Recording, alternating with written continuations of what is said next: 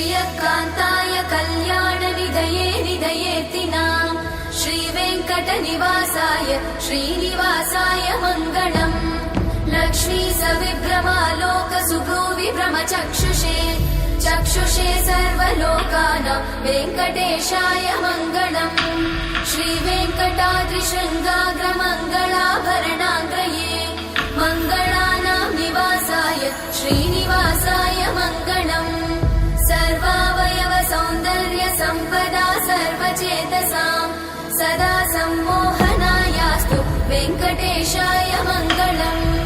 नित्याय निरवध्याय सत्यानन्दचिदात्मने